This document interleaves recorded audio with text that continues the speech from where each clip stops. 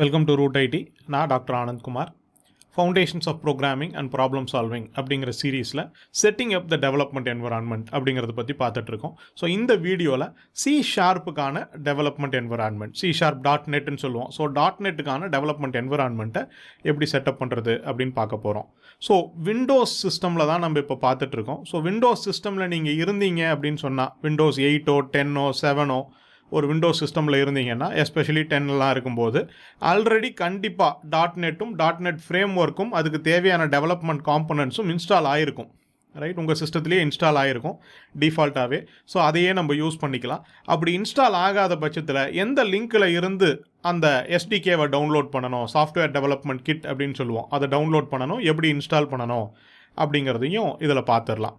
Right, அது போக நான் சொன்ன மாதிரி விஷுவல் ஸ்டுடியோ IDE நம்ம தனியாக ஒரு இன்ஸ்டாலேஷன் பார்க்க போகிறோம். அது இன்னொரு வீடியோவில் நம்ம தனியாகவே அதை டீல் பண்ணலாம். ரைட், ஸோ இந்த வீடியோவில் நம்ம .net ஃப்ரேம் ஒர்க்குக்கான SDKவும் .net கோருக்கான SDKவும் எங்கேருந்து டவுன்லோட் பண்ணணும், அதை எப்படி யூஸ் பண்ணுறது, அதுக்கு ஒரு சாம்பிள் ப்ரோக்ராம் ரன் பண்ணி பார்க்க போகிறோம். ரைட், வீடியோக்குள்ளே போகலாம்.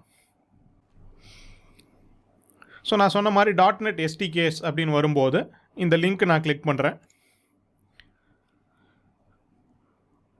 உங்கள் சிஸ்டத்தில் கண்டிப்பாக ஆல்ரெடி இன்ஸ்டால் ஆகிருக்கும். விண்டோஸில் இருக்கீங்க அப்படின்னு சொன்னால், நான் விண்டோஸ் சிஸ்டம் அப்படின்னு சொன்னால் அந்த .net ஃப்ரேம் ஒர்க்குங்கிறது உங்களுக்கு அப்ளிகபிள் ஆகாது. அப்போ நீங்கள் மேக்லேயோ அல்லது லினக்ஸ்லேயோ இருக்கீங்கன்னா .net கோருங்கிறது தான் கிராஸ் பிளாட்ஃபார்ம்.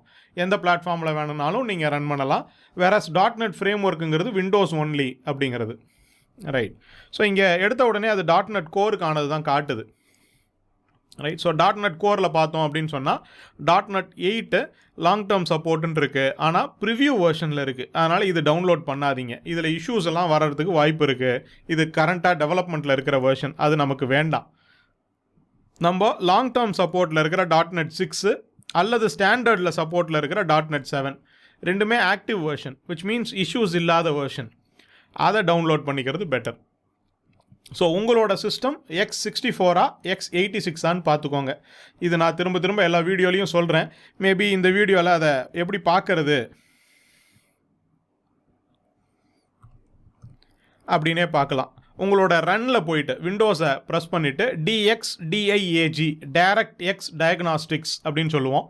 ஸோ அதை கிளிக் பண்ணிங்கன்னா உங்கள் சிஸ்டத்தை பற்றின ஒரு இன்ஃபர்மேஷன் போர்ட்டல் உங்களுக்கு கிடைக்கும். DXDIAG டைரக்ட் எக்ஸ் டயக்னாஸ்டிக்ஸ் அப்படின்னு சொல்லுவாங்க. ஸோ இங்கே பார்த்தோம்னா நமக்கு இந்த சிஸ்டம் இன்ஃபர்மேஷன் இங்கே இருக்குது. ஸோ இப்போ இதில் பார்த்தீங்கன்னா Windows 10 Pro 64-bit அப்படின்னு காட்டுது. ரைட், ஸோ இந்த சிஸ்டமுடைய டீட்டெயிலில் எத்தனை பிட்டு நீங்கள் காட்டும். இங்கே 32-bit இருந்ததுன்னா உங்களுக்கு 32-bit, 64-bit இருந்ததுன்னா 64-bit. ரைட், ஸோ அப்போ 64-bit இருந்தால் இந்த X64 அப்படிங்கிறத டவுன்லோட் பண்ணிக்க போகிறோம். 32-bit இருந்தால் X86 அப்படின்னு இருக்கக்கூடியதை டவுன்லோட் பண்ணிக்க போகிறோம். ரைட், ஸோ அப்போ .net 6ஓ .net 7ஓ ரெண்டுமே ஃபைன் தான். ரைட், இல்லை உங்கள் சிஸ்டத்தில் ஆல்ரெடி .net இன்ஸ்டால் ஆகிருக்கு அப்படின்னு சொன்னால் என்ன வேர்ஷன் இருந்தாலும் பரவாயில்ல. நம்ம வேர்ஷன் ஸ்பெசிஃபிக்காக எதுவும் கோட் எழுத போகிறதில்ல, கோர் ப்ரோக்ராமிங் தான் பார்க்குறோம். அதுக்கப்புறம் நம்ம UWP மாதிரி விண்டோஸ் அப்ளிகேஷனுக்குள்ளே வரும்போது, மொபைல் அப்ளிகேஷனுக்குள்ளே போகும்போது வேர்ஷன் ஸ்பெசிஃபிக்காக இன்ஸ்டால் பண்ணிக்கலாம். ரைட், ஸோ இது .net கோர். நீங்கள் எந்த பிளாட்ஃபார்மில் இருந்தாலும் இது சப்போர்ட் பண்ணும். ஓகே, ஸோ இதுவே .net ஃப்ரேம் ஒர்க் அப்படின்னு சொல்லும்போது விண்டோஸில் மட்டும் இருக்கக்கூடியது அப்படின்னு சொல்கிறது. ஸோ இதில் இந்த 4.8.1 அப்படிங்கிறது தான் லேட்டஸ்ட்டாக இருக்கக்கூடியது. இதை டவுன்லோட் பண்ணிக்கலாம். இந்த டெவலப்பர் பேக்குன்னு இருக்கு இல்லையா, இதை கிளிக் பண்ணி டவுன்லோட் பண்ணிக்கலாம். நான் இது ரெண்டையுமே டவுன்லோட் பண்ணி வச்சுருக்கேன். ரெண்டுமே ஆஃப்லைன் இன்ஸ்டாலர்ஸ், ஆன்லைன் இல்லை, ஆஃப்லைன் இன்ஸ்டாலர்ஸ். அதாவது டவுன்லோட் பண்ணிவிட்டு அதுக்கப்புறமா இன்ஸ்டால் பண்ணிக்கிற மாதிரியாக இருக்கிறது. நிறைய .net பிளாட்ஃபார்ம்ஸில் இருக்கிற பேக்கேஜஸ் பார்த்தீங்கன்னா ஒரு 1 MB மட்டும் டவுன்லோட் ஆகிடும், ஒரு EXE ஃபைலாக. அதுக்கப்புறம் அந்த ஃபைலை கிளிக் பண்ணி ரன் பண்ணும்போது அது போய் திரும்ப ஒரு 100 MB டவுன்லோட் பண்ணிட்டு வரும், இல்லை ஒரு 40 GB டவுன்லோட் பண்ணும், அந்த மாதிரி இருக்கும். ஸோ அது வந்து ஆன்லைன் இன்ஸ்டாலர், இது ஆஃப்லைன் இன்ஸ்டாலர். ஸோ இது 87 MB, இது பார்த்தோன்னா 206 MB. ரைட், இந்த ரெண்டையுமே நான் இங்கே டவுன்லோட் பண்ணி வச்சுருக்கேன். ரைட், இதை இன்ஸ்டால் பண்ணுறதுக்கு முன்னாடி என்கிட்ட ஆல்ரெடி இருக்கான்னு பார்த்துடலாம். ஏன்னா நான் சொன்ன மாதிரி விண்டோஸில் ஆல்ரெடி .net இன்ஸ்டால் ஆகி தான் வரும். ஸோ அதனால் உங்கள் கமாண்ட் ப்ராம்ப்டில் போயிட்டு உங்களோட CMDயில் ரைட் .net அப்படின்னு கொடுத்துட்டு -version அப்படின்னு கொடுத்தீங்கன்னா ரைட் 2.1.402. அப்போ .NET 2 கோர், இது வந்து .NET கோர். .NET கோரில் 2.1.402ங்கிறது எனக்கு ஆல்ரெடி இன்ஸ்டால் ஆகிருக்கு. ரைட், அப்போ நான் .NET கோர் இன்ஸ்டால் பண்ணணும்னு அவசியம் இல்லை. எனக்கு தேவைப்பட்டால் நான் அந்த 6 வெர்ஷனை இன்ஸ்டால் பண்ணிக்கலாம். அது வெறும் டபுள் கிளிக் பண்ண வேண்டியதான், டபுள் கிளிக் பண்ணி ரன் பண்ண வேண்டியதான். வேறு எதுவும் நெக்ஸ்ட்னு கேட்கும், அதில் எதுவும் நம்ம சூஸ் பண்ணுற அவசியமெல்லாம் இல்லை. ஓகே, அடுத்தது வந்து பார்த்தோன்னா சிஎஸ்சி, சி ஷார்ப் கம்பைலர். ஒரு விஷுவல் சி ஷார்ப்புக்கான கம்பைலர். எப்படி நம்ம ஜாவா சின்னு சொன்னோம், ஜிசிசின்னு சொன்னோம், ரைட்? அதான் அந்த கம்பைலர். சி அப்படிங்கிறது ஸ்டாண்ட்ஸ் ஃபார் கம்பைலர். ஜாவா, சினா ஜாவா கம்பைலர். சிஎஸ்சி, சிஎஸ்னா .cs, அதுதான் சி ஷார்ப்புக்கு யூஸ் பண்ணுறது. சிஎஸ்சிங்கிறது சி ஷார்ப் கம்பைலர் அப்படின்னு சொல்லுவோம். சிஎஸ்சின்னு கொடுத்து, ஸோ இங்கே எனக்கு சி ஷார்ப்பில் என்ன இன்ஸ்டால் ஆகிருக்குன்னு பார்த்தோம்னா 4.8 கம்பைலர் வெர்ஷன் இன்ஸ்டால் ஆகிருக்கு. ரைட், 4.8.4084 அப்படிங்கிறது இன்ஸ்டால் ஆகிருக்கு. லேட்டஸ்ட்டாக இருக்கிறது தான் 4.8. அதனால் நான் ரெண்டையுமே இன்ஸ்டால் பண்ண போகிறதில்ல. ஓகே, அப்போ கம்பைலர் ஆனால் இன்ஸ்டால் ஆகிருக்கு. ஒருவேளை எங்களுதில் கம்பைலர் இன்ஸ்டால் ஆகிருக்கலாம், பட் இந்த மாதிரி சிஎஸ்சின்னு கொடுத்தா வரல அப்படின்னு சொன்னால், .NETனு கொடுத்தா வருது, சிஎஸ்சின்னு கொடுத்தா வரல அப்படின்னு சொன்னால் நீங்கள் இதை இன்ஸ்டால் பண்ணிக்கணும். இதை டபுள் கிளிக் பண்ணிங்கன்னா இன்ஸ்டால் ஆகிடும். .NET வரல அப்படின்னு சொன்னால் இதை டபுள் கிளிக் பண்ணிங்கன்னா இன்ஸ்டால் ஆகிடும். ரைட், பாத் செட் பண்ணுறது எப்படி? இதுக்கும் பாத் செட் பண்ண வேண்டியிருக்கும். விண்டோஸுங்கிறதால பை டிஃபால்ட் செட் ஆகிருக்கும். ஒருவேளை உங்களுதில் வரலன்னா பாத் எப்படி செட் பண்ணணும்னு நான் இங்கே காட்டிடுறேன். ஸோ அப்போ எந்த பாத்தில் இது அவைலபிளாக இருக்குது அப்படிங்கிறத காட்டிடுறேன். உங்களோட சி டிரைவில் யூஷுவலாக ப்ரோக்ராம்ஸ் எல்லாம் ப்ரோக்ராம் ஃபைல்ஸுக்குள்ளே இருக்கும். 64 பிட் ப்ரோக்ராம்லாம் ப்ரோக்ராம் ஃபைல்ஸ்லேயும், 32 பிட் ப்ரோக்ராம்லாம் ப்ரோக்ராம் ஃபைல்ஸ் x86லையும் இருக்கும். பட் நம்ம இங்கே .NET ஃப்ரேம் ஒர்க்கை பற்றி பார்க்குறோம், அது விண்டோஸுக்குள்ளே இருக்கும். ஸோ இங்கே விண்டோஸ் அப்படிங்கிற ஃபோல்டருக்குள்ளே நல்லா பார்த்துக்கோங்க, ப்ரோக்ராம் ஃபைல்ஸில் இல்லை, விண்டோஸுக்குள்ளே, விண்டோஸில் மைக்ரோசாஃப்ட் .NET அப்படின்னே ஃப்ரேம் ஒர்க்குக்கான ஃபோல்டர் இருக்கும். அதை கிளிக் பண்ணிங்கன்னா உள்ள இது 32 பிட்டுக்கான ஃப்ரேம் ஒர்க், இது 64 பிட்டுக்கான ஃப்ரேம் ஒர்க் 64னே இருக்குது. அதை ஓப்பன் பண்ணுறேன். அதுக்குள்ளே என்னென்ன வேர்ஷன் ஃப்ரேம் ஒர்க் நான் இன்ஸ்டால் பண்ணியிருக்கணும் எல்லாத்தையுமே காட்டுது. லேட்டஸ்ட்டாக இருக்கிறது 4.0. அதை கிளிக் பண்ணலாம். அப்போ இதுக்குள்ளே ரைட் எனக்கு தேவையான அந்த சிஎஸ்சி ஃபைல் இங்கே இருக்குது, csc.exe. அதுதான் visual C sharp command line compiler அப்படின்னு காட்டுது. ஸோ இதுதான் நமக்கு வேண்டும். அப்போ இந்த பாத்தை அப்படியே காப்பி பண்ணி உங்களோட சிஸ்டம் வேரியபிளில் எடிட் அப்படின்னு டைப் பண்ணிங்கன்னா என்வரான்மெண்ட் வேரியபிள்ஸுக்கான எடிட் ஆப்ஷன் வரும். அதில் போயிட்டு என்வரான்மெண்ட் வேரியபிள்ஸில் போயிட்டு உங்களோட பாத்தில் அதை ஆட் பண்ணி விட்டுடலாம். ஸோ அப்போ நான் இங்கே ஆல்ரெடி ஆட் பண்ணியிருக்கேன். C:Windows Microsoft .NET Framework 64 V 4.0ங்கிற ஃபோல்டரை ஆல்ரெடி ஆட் பண்ணியிருக்கேன். நீங்கள் இப்படி நியூன்னு கொடுத்து இதில் ஆட் பண்ணிக்கோங்க. நான் ஆல்ரெடி ஆட் பண்ணியிருக்கேன், அதனால் இங்கே பண்ண போகிறதில்ல. நீங்கள் நியூன்னு கொடுத்து ஆட் பண்ணிவிட்டு ஓகேன்னு கொடுத்துருங்க. ரைட், ஸோ இப்படி தான் பார்த்து ஆட் பண்ணுறது. இது புரிஞ்சிருக்கும் அப்படின்னு நம்புகிறேன். ரைட், ஸோ இப்போ நம்ம ஒரு ப்ரோக்ராம் எழுதி ரைட் .NET ரன் பண்ணி பார்த்துடலாம். ஸோ முதல்ல நம்ம மீதி விஷயத்துக்கு பண்ண மாதிரி நம்ம டெக்ஸ்ட் பேட்லேயே பண்ணலாம். ரைட், ஸோ இங்கே யூஷுவலாக நேம் ஸ்பேஸ் அப்படிங்கிற ஒரு பேக்கேஜுக்குள்ளே தான் நம்ம ப்ரோக்ராம் எழுதுவோம். நேம் ஸ்பேஸுங்கிறது தான் நம்ம அப்ளிகேஷனோட நேமாக இருக்க போகுது. ஸோ நேம் ஸ்பேஸ் நான் சாம்பிள் அப்படின்னு கொடுக்குறேன். ஜாவாவில் இதை பேக்கேஜ் அப்படின்னு சொல்லுவோம், இங்கே அதை நம்ம நேம் ஸ்பேஸ் அப்படின்னு சொல்லுவோம். இந்த நேம் ஸ்பேஸுக்குள்ளே ஒரு கிளாஸ் எழுதுகிறேன், ப்ரோக்ராம். ஸோ டிஃபால்ட்டாக .NETல இருக்கக்கூடிய கிளாஸை program.csன்னு தான் சொல்லுவாங்க, ப்ரோக்ராம் அப்படின்னு சொல்லுவாங்க. அந்த பேரில் தான் வைக்கணும் அப்படின்னு எதுவும் கட்டாயம் கிடையாது. அந்த கிளாஸுக்குள்ளே தான் .NETலேயும் சரி ஜாவாலையும் சரி கிளாஸுக்குள்ளே தான் நம்ம ஒரு மெயின் மெத்தட் எழுதி அந்த மெயின் மெத்தடுக்குள்ளே தான் நம்ம கோட் எழுத போகிறோம். So public static void main. .NETல பாஸ்கல் கேஸ் அப்படின்னு சொல்லியிருக்கோம். ரைட், வேரியபிளுக்கு எப்படி பேர் வைக்கணும் அப்படின்னு சொல்லும்போது என்னென்ன மாதிரியான ஸ்டைல்ஸ் இருக்குது, கன்வென்ஷன்ஸ் இருக்குதுன்னு சொல்லும்போது, ஜாவாவில் பப்ளிக் ஸ்டாட்டிக் வாய்டு மெயின்னு வைக்கும்போது அந்த மெயினுங்கிறத ஸ்மால் லெட்டரில் கொடுத்தோம். ரைட், .NETல மெயினுங்கிறத கேபிட்டல் எம்மில் கொடுக்குறோம். ஏன்னா இங்கே கன்வென்ஷன் படி அது கேபிட்டல் லெட்டரில் இருக்கணும். ஒரு ஸ்ட்ரிங் அரே ஆர்க்ஸ், இங்கேயும் அதே தான், ஒரு ஸ்ட்ரிங் அரேவை ஆர்குமெண்ட்டாக எடுத்துக்கும். இது கமாண்ட் லைன் ஆர்குமெண்ட்ஸ். இப்போல்லாம் நம்ம அதை யூஸ் பண்ணுறதே இல்லை, பட் இருந்தாலும் இது கன்வென்ஷன் ஆகிடுச்சு, இப்படி தான் இருக்கும் அப்படிங்கிறது. Right, okay. ஸோ இங்கே system.console.writeLine அப்படிங்கிற மெத்தடை நான் யூஸ் பண்ணுறேன். அங்கே நம்ம system dot out dot print l n அப்படின்னு யூஸ் பண்ணோம். ஸோ இங்கே நம்ம சிஸ்டம் டாட் கன்சோலுங்கிறது தான் நம்மளுடைய அந்த பிளாக் கலர் விண்டோ, இந்த விண்டோ. ரைட், அதில் எனக்கு ஒரு லைனை ரைட் பண்ணணும். ரைட்டுன்னு ஒரு மெத்தட் இருக்குது, ரைட் லைனுன்னு ஒரு மெத்தட் இருக்குது.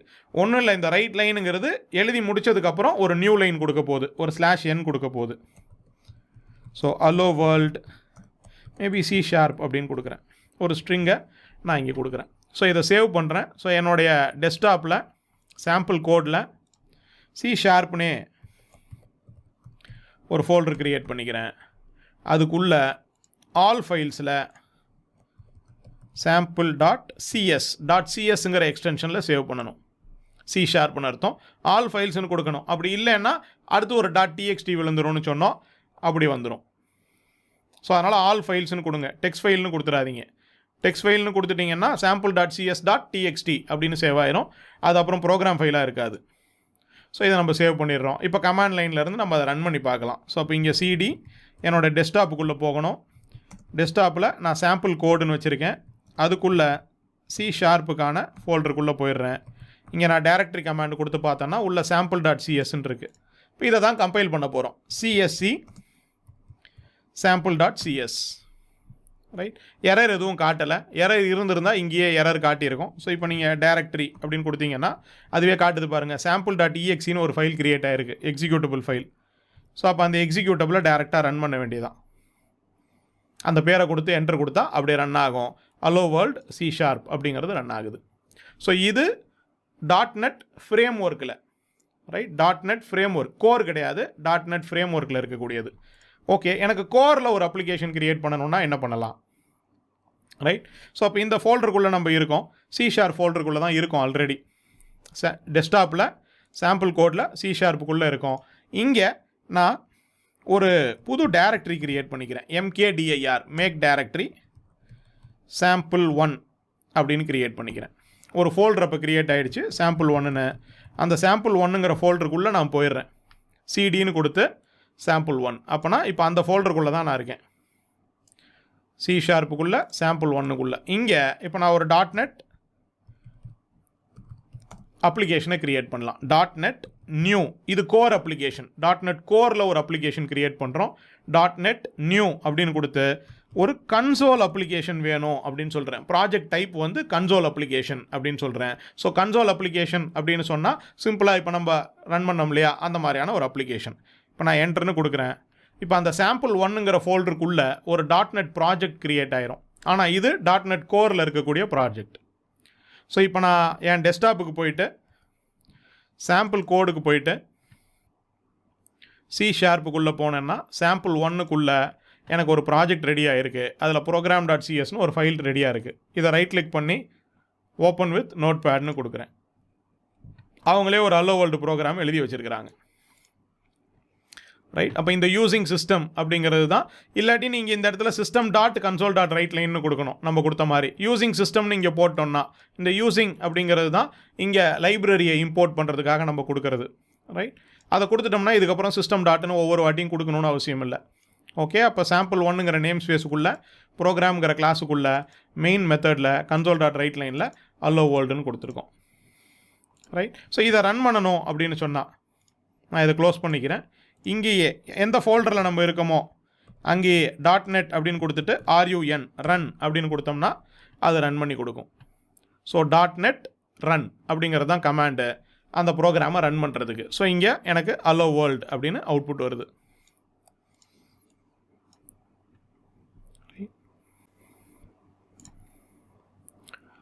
ஸோ இது புரிஞ்சிருக்கும் அப்படின்னு நினைக்கிறேன். ஸோ அப்போது உங்கள் சிஸ்டத்தில் .NET இன்ஸ்டால் ஆகிருக்கா இல்லையா, .NET ஃப்ரேம் ஒர்க் இன்ஸ்டால் ஆகிருக்கா இல்லையா, CSC அப்படிங்கிற கமாண்டை கொடுத்து பார்த்தோம்.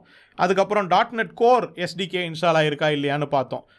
.NET -version கொடுத்தோம், அந்த கமாண்ட் யூஸ் பண்ணி பார்க்குறது. ரெண்டுமே இல்லைன்னா எங்கேருந்து டவுன்லோட் பண்ணி எப்படி இன்ஸ்டால் பண்ணணும் அப்படின்றது சொன்னோம். ரைட், அதை இன்ஸ்டால் பண்ணதுக்கப்புறம் நீங்கள் இந்த கமாண்டை கொடுத்து பாருங்கள். ஒருவேளை இந்த கமாண்ட் அப்பயும் நாட் ரெகக்னைஸ்னு வந்துச்சுன்னா பாத் செட் பண்ணணும். ஸோ பாத் எங்கே இன்ஸ்டால் ஆகிருக்கும் அப்படிங்கிறத நான் காட்டினேன். சியில், விண்டோஸில், மைக்ரோசாஃப்ட் .NETல ஃப்ரேம் ஒர்க் 64 அல்லது 32 உங்களுக்கு எதுவோ அதுக்குள்ளே போனீங்கன்னா 4.0 3.5 அதுக்குள்ளே போனீங்கன்னா உங்களோட csc.exe இருக்கும். ஸோ அந்த பாத்தை அப்படியே காப்பி பண்ணி, ரைட், ஃபோல்டர் வரைக்கும் இருக்கிற பாத்தை அப்படியே காப்பி பண்ணி எடிட்டில் போயிட்டு சிஸ்டம் வேரியபிள்ஸில் பார்த்தா ஆட் பண்ணிட்டீங்கன்னா அதுக்கப்புறத்துலேருந்து உங்களால் .NET ப்ரோக்ராம் கம்பைல் பண்ண முடியும். ஸோ இப்போ நம்ம ஒரு சாம்பிள் ப்ரோக்ராம், ஒரு ஹலோ வேர்ல்ட் ப்ரோக்ராம் போட்டோம், ஃப்ரேம் ஒர்க்லேயும் போட்டோம், அதையே .NET கோர்லையும் கிரியேட் பண்ணி எப்படி ரன் பண்ணுறது அப்படிங்கிறது பார்த்தோம். ரைட், அடுத்த வீடியோவில் அந்த Visual Studio Express 2012 for Windows டெஸ்க்டாப்னு சொன்னோம் இல்லையா, அதை எப்படி டவுன்லோட் பண்ணி இன்ஸ்டால் பண்ணுறது, அதில் ப்ராஜெக்ட் டைப் எப்படி ப்ராப்பராக க்ரியேட் பண்ணி யூஸ் பண்ணுறது. ஏன்னா நான் .NET நடத்தும் போது, C# நடத்தும் போது அந்த விஷுவல் ஸ்டுடியோ எக்ஸ்பிரஸ் தான் யூஸ் பண்ண போகிறேன். ரைட், இப்போ யூஸ் பண்ண மாதிரி நம்ம கமாண்ட் லைனில் எதுவுமே பண்ண போகிறதில்ல. நம்ம C கூட நோட் பேடில் டைப் பண்ண போகிறதில்ல, ஜாவாவும் நோட் பேடில் டைப் பண்ண போகிறதில்ல. கரெக்டாக இன்ஸ்டால் ஆகிருக்கா அப்படின்னு செக் பண்ணி பார்க்கறதுக்காக ஒரு ஹலோ வேர்ல்டு ப்ரோக்ராமை நம்ம நோட் பேடில் டைப் பண்ணோம். நம்ம வந்து அதை ஒரு ஐடியிலிருந்து தான் யூஸ் பண்ண போகிறோம். ஸோ C# பொறுத்த வரைக்கும், விண்டோஸ் அப்ளிகேஷன்ஸை பொறுத்த வரைக்கும் நான் விஷுவல் ஸ்டுடியோ எக்ஸ்பிரஸ் யூஸ் பண்ண போகிறேன் 2012.